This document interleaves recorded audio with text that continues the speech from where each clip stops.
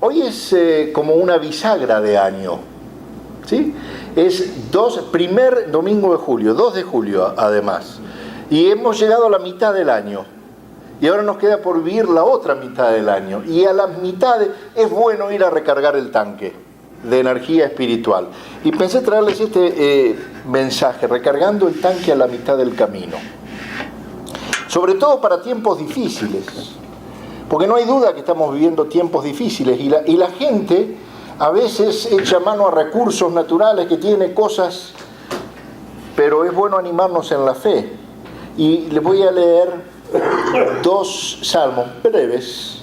Les voy a leer Salmos 142 y 143, que son salmos que escribió David cuando él estaba siendo perseguido, cuando estaba en tribulación, cuando estaba siendo atacado, cuando había sido traicionado por su familia, cuando había sido traicionado por sus autoridades, el rey lo estaba persiguiendo, y escribe estos salmos en la cueva. No sabemos si en la primera cueva o en la segunda cueva, pero en alguna de las 2 cuevas lo escribe, o sea, porque él mismo describe como que está aprisionado en esa cosa. Y quiero después hacer una pequeña reseña en los tiempos difíciles que hacer. Salmo 142, dice David: a voz en cuello al Señor le pido ayuda, a voz en cuello al Señor le pido compasión. Ante Él expongo mis quejas, ante Él expreso mis angustias. Cuando ya no me queda aliento, tú me muestras el camino. Por la senda que transito algunos me han tendido una trampa. Mira a mi derecha y ve, nadie me tiende la mano, no tengo dónde refugiarme, por mí nadie se preocupa. A ti, Señor, te pido ayuda, a ti te digo, tú eres mi refugio, mi porción en la tierra de los vivientes. Atiende mi clamor porque me siento muy débil, líbrame de mis perseguidores porque son más fuertes que yo. Sácame de la prisión para que alabe yo tu nombre, los justos se reunirán en torno mío por la bondad que me han mostrado. Y ahora voy a ir al Salmo 143. Escucha, Señor, mi oración, atiende mi súplica. Por tu fidelidad y tu justicia, respóndeme. No lleves a juicio a tu siervo, pues ante ti nadie puede alegar inocencia. El enemigo atenta contra mi vida y quiere hacerme morder el polvo. Me obliga a vivir en las tinieblas como los que murieron hace tiempo. Ya no me queda aliento. Dentro de mí siento paralizado el corazón. Traigo a la memoria los tiempos de antaño, medito en todas tus proezas, considero las obras de tus manos. Hacia ti extiendo las manos, me hace falta, como el agua a la tierra seca. Respóndeme pronto, Señor, que el aliento se me escapa. No escondas de mí tu rostro, o seré como los que bajan a la fosa. Por la mañana hazme saber de tu gran amor, porque en ti he puesto mi confianza. Señálame el camino que debo seguir, porque a ti elevo mi alma. Señor, líbrame de mis enemigos, porque en ti busco refugio. Enséñame a hacer tu voluntad, porque tú eres mi Dios. Que tu buen espíritu me guíe por un terreno sin obstáculos. Por tu nombre, Señor, dame vida. Por tu justicia, sácame de este aprieto. Por tu gran amor, destruye a mis enemigos, acaba con todos mis adversarios. Yo soy tu siervo. Padre, en el nombre de Jesús, te doy gracias por esta palabra que está escrita por David y fue de aquella época, pero es también para nosotros hoy, para muchos de nosotros que estamos sufriendo y que estamos siendo perseguidos y que tenemos, Señor, una celda por habitación donde no encontramos salida. Que tu palabra nos abra en esta mañana, Señor, que tu Espíritu Santo se mueva con total libertad, en el nombre de Jesús y con todo el poder del Espíritu Santo. Amén y amén.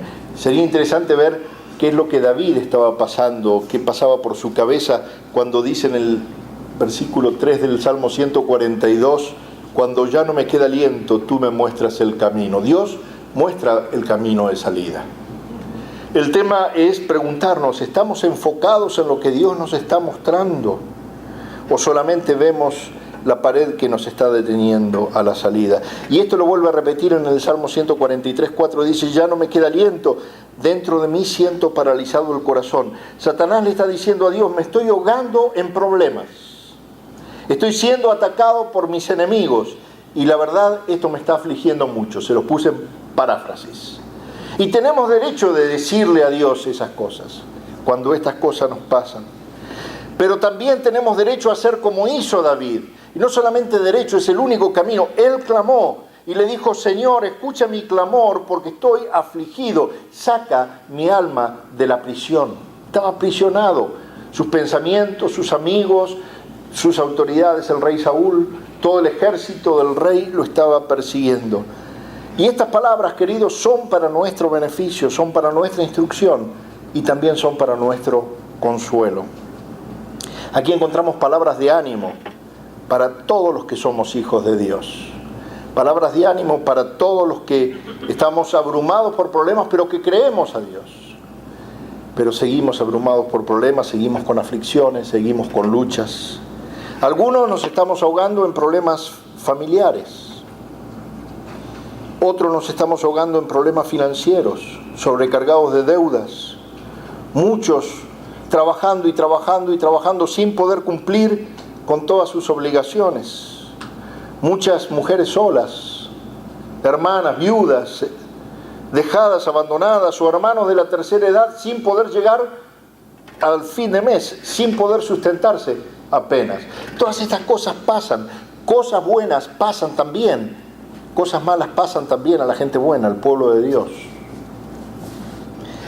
Pero la verdad es que la mayoría de nosotros vivimos en un mundo donde la vida, a pesar de ser abrumadora, por el hecho de ser cristianos, tenemos más esperanza que ningunos otros. Como David, enfrentamos cantidades de problemas y somos afligidos en nuestro interior. Soportamos enfermedades, muertes de algún familiar, tiempos de confusión y no sabemos qué hacer. Enfrentamos ataques que a veces atribuimos a Satanás y a veces son de Satanás. Pero el punto es este, de esta primera parte. Durante esos tiempos de aflicción es donde aprendemos a escuchar a Dios más atentamente, porque no tenemos otra. Es donde aprendemos a clamar a Dios con nuestros dolores. Así como dijo David: ante Él expongo mis quejas, ante Él expreso mis angustias. Después dice: Señor, escucha mi oración, atiende mi súplica por tu fidelidad y por tu justicia. No es por lo que yo hice, es por lo que vos dijiste, Señor. No es por cómo yo me porto, es por la promesa tuya, Señor. Es tu fidelidad, Señor, no es mi fuerza. Es tu justicia, no es la justicia de los otros. Tu justicia, Señor. Por favor, respóndeme. Si estás abrumado, si llegaste a este julio 2 del 2017 con algún problema del cual no ves la salida, haz lo que hizo David. Hacia ti, Señor, extiendo mis manos. Me hace falta como el agua a la tierra seca. Por la mañana hazme saber tu gran amor, porque en ti he puesto mi confianza. Señálame el camino que debo seguir, porque a ti elevo mi alma. Aquí está el tema. ¿Qué camino nos está señalando el Señor para salir de este problema? Porque a veces tomamos el camino que creemos más fácil, pero es el camino equivocado, porque no es el camino que el Señor nos dice, que el Señor nos señala. Yo quiero decirte, si realmente decimos que somos hijos de Dios, tenemos que creer en la palabra de Dios. Y esta palabra no sobra, esta palabra está acá y la tenemos que agarrar también como promesa. Dios tiene todo bajo control. Como dijo el salmista: por favor, mostrame el camino. Yo sé que vos tenés un camino, mostrámelo. Él va a suplir para tu necesidad en el momento exacto. ¿Por qué? Porque la palabra de Dios dice que el Señor siempre da la batalla por ti, siempre da la batalla por sus hijos. Lo único que tenés que hacer es una cosa: amarlo de todo corazón, creerle de todo corazón y vivir en fe. Aceptarlo a Él como Señor y Salvador. Pero entonces, ¿por qué? Aún adentro de las iglesias, muchas personas prefieren lidiar con sus problemas por fuera de la casa de Dios, o de alguna manera material, y no se ciñen o no se agarran a esa verdad inmutable que es la palabra y la promesa. ¿Saben por qué creo yo? Porque esta es una verdad que solo puede verse en lo espiritual. Hoy estábamos hablando con los pastores y Orvin nos decía algo: hasta que no recibís la llenura del Espíritu Santo, es cuando empezás a entender todo lo que te habías perdido. En ese momento, porque la palabra tiene un espíritu, hay un espíritu de la palabra, y a veces nosotros leemos, pero leemos solamente y nos queda en la razón, pero el Espíritu Santo es el único que puede hacernos bajar la palabra, que es la promesa y es la dirección, que también es el consuelo, pero que también es la guía. Bajarlo de la cabeza al corazón, solo a través del Espíritu Santo. Y hay cosas que no vemos en la letra, pero que el Espíritu las trae. ¿Se dan cuenta de lo que les estoy diciendo? Pero tenemos una tendencia. Hay muchos hermanos que están sentados aquí que no viven en una vida espiritual. Muchos hermanos que están en muchas iglesias que viven todavía dentro del marco de su naturaleza o de su físico, dentro del hombre natural o del hombre físico. ¿Por qué? Porque para vivir en lo espiritual hay que hacer una decisión, hay que hacer un esfuerzo para fluir en lo espiritual. Hay que hacer una búsqueda para fluir en lo espiritual. ¿Por qué? Porque si no, nos vamos a quedar solamente aceptando las cosas que podemos ver nosotros, las que podemos palpar, las que podemos entender con los sentidos que tenemos. Palpar, oír, en fin, percibir en los sentidos, pero no entendemos lo espiritual. Por eso muchos solamente le hacemos frente a las dificultades con nuestros recursos. Y los recursos se acaban. Hay que recargar. Cuando hablamos de lucha espiritual, hermanos, tenemos que tener la certeza, la plena certeza, que las fuerzas de Satanás son mucho más mayores a las fuerzas naturales nuestras. Mucho mayores. La estrategia de Satanás siempre va a ser mayor a la estrategia natural nuestra, pero no a la estrategia espiritual. Nunca, jamás va a ser mayor al poder de Dios. Jamás. Y si nosotros tratamos de enfrentar esas luchas espirituales con nuestras fuerzas, nos vamos a notar, sin duda, una contundente derrota. Sin duda. Pero en lo espiritual es otra cosa. Teniendo claridad en estas afirmaciones, en lo que les estoy diciendo, recordemos que no estamos solos cuando nos ponemos ante una dificultad. Dios está caminando con nosotros. Y si es alguna dificultad a la que hemos llegado por consecuencias del mal vivir nuestro, pidámosle perdón y sigamos caminando. El Señor no se va a meter en nuestros pecados, pero nunca nos abandona. Es esa parte omnipresente de Dios que no podemos entender, que no podemos contar, pero que el Señor está allí esperando a que demos ese clic para decirle: Señor, perdóname, porque el pecado tiene consecuencias y a veces nos metemos en luchas por consecuencias de decisiones malas.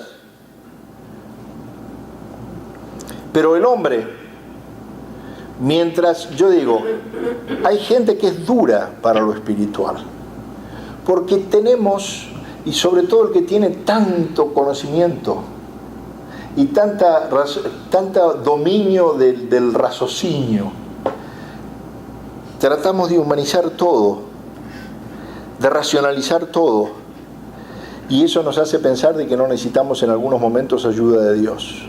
Ojo, porque ahí es donde está Satanás esperando para que nosotros digamos: esto lo voy a pelear con mi cuenta bancaria, esto lo voy a pelear con mi abogado. Ojo, porque ahí está del otro lado Satanás diciendo: este está usando recursos naturales, deja que yo tengo recursos espirituales. Pero los recursos espirituales de Satanás están acá y los recursos espirituales de Dios están acá, querido mío.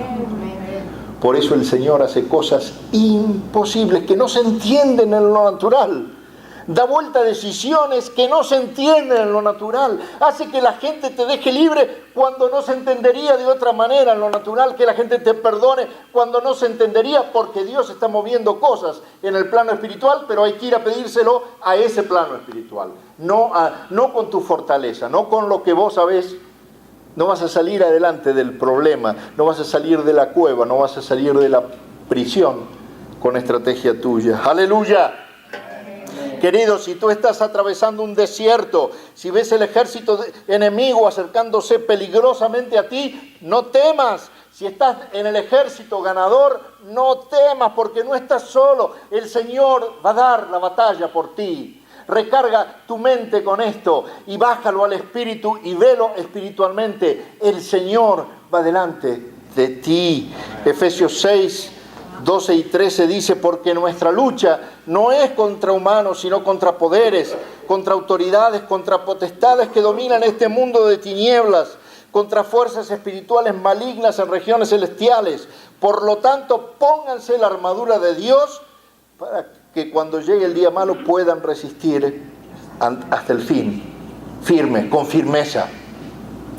Lo que está diciendo Pablo es, detrás de toda lucha hay una cuestión, hay un if espiritual, hay un porqué espiritual. Aunque la lucha se esté dando en este plano, hay algo más arriba. Vayamos a pelear allá arriba, pero vayamos con Dios. Fíjense una cosa, Jesucristo puede hacer cosas imposibles, cosas que no podemos explicar. Juan 6, 9 al 13, un ejemplo. Hay un muchacho que tiene 5 panes y 2 pescados. ¿Y qué hace Jesús? Toma esos 5 panes y 2 pescados, recursos naturales, que en el mundo espiritual llegan a alimentar. ¿A cuántos? Dice, hagan que se sienten todos, dijo Jesús. En ese lugar había mucha hierba, así que se sentaron, y los varones adultos eran como 5.000. Imagínense esto, si era más o menos la demográfica de nuestra congregación y los varones adultos eran 5.000, con los chiquititos eran 25.000. Y comieron todos, dice. Y no solamente, dice, una vez que quedaron satisfechos, no comieron un poquito, sino que se llenaron la panza, que quedaron satisfechos. Le dijo a sus discípulos, recojan los pedazos que sobraron para que no se desperdicie nada. Esto nos muestra que para Dios no hay imposibles. Pero lo primero que dijo Andrés es, bueno, pero ¿qué tenemos acá? 5 panes y 2 peces, nada más. Andrés, siendo discípulo del Señor, preguntaba, ¿qué es esto para tanta gente? Lo que tengo en mis manos es muy poquito. En esa ocasión, la fe de Andrés flaqueó. Él vio los panes y los peces, pero Jesús estaba ya experimentando lo sobrenatural. Él se dejó llevar por los pensamientos humanos, por sus sentidos materiales y por la razón, y entonces se deja vencer y las circunstancias se le meten adentro y lo dominan. ¿Y cuál fue la respuesta de Jesús ante la duda de Andrés? Deja que se sienten, hagan que se sienten todos. Y si lees todo el capítulo vas a descubrir cómo el Señor multiplicó esa cosita chiquita. Seguramente en momentos de dificultad escuchás una voz en el interior que dice, no temas porque yo estoy contigo. No te angusties porque yo soy tu Dios. Pero a pesar de escuchar esa voz y a pesar de que ese pensamiento baja a nuestro corazón, la duda y la desconfianza no nos permiten seguir firmes en fe hasta recibir lo que esperamos, sino que como hizo Andrés, por el pensamiento, por el sentido de la razón, empezamos a hacer cosas distintas con nuestros recursos, pensando que Dios necesita ayuda nuestra para cumplir el propósito que tiene para nosotros. Fíjense cómo Andrés muestra con la respuesta la limitación que muchos tenemos. ¿Qué es esto para tanta gente? Y esto, hermanos, debe hacernos pensar que muchas veces nosotros, teniendo los recursos en nuestro poder, los vemos con los ojos carnales, no con los ojos espirituales, y concluimos, no, esto no es suficiente para arreglar este problema. Y desechamos el favor de Dios y desechamos el milagro de Dios. La realidad tiene que ser una realidad espiritual. ¿Por qué? Porque la realidad de la lógica, la realidad de la razón matan lo espiritual. Escúchenme esto porque no quiero que se malentienda algo. Está bien ser lógicos, está bien pensar, y la realidad espiritual siempre está por sobre la lógica y por sobre la razón. ¿Sí se entiende esto? No está mal pensar, pero hay que ir más allá. Hay que hacer que lo espiritual sea la verdad para nosotros, no la lógica o la razón. Tanto ruido hacemos y tanto ruido hacen las circunstancias que es como que no podemos escuchar la voz del Señor diciéndonos, no es por aquí, es por allá. Tengamos una relación fresca y limpia con el Espíritu Santo. Lo espiritual para nosotros tiene que estar por sobre la razón. Cuando leemos la palabra de Dios, tenemos que decir, Señor, que tu Espíritu me ilumine y me lleve a leer lo que estoy leyendo. Como le digo a todos los hermanos en las conferencias, este libro, este santo libro, la palabra de Dios, es el único libro que cuando lo leemos, el autor se sienta al lado nuestro a explicárnoslo. Pero hay una sola forma de hacerlo así, leyéndolo a través del Espíritu Santo. No podemos leer este libro como si fuera un libro de matemática o de historia, o como si fuera la promesa de David para David. También, si está acá, es porque Dios quiere que lo lees.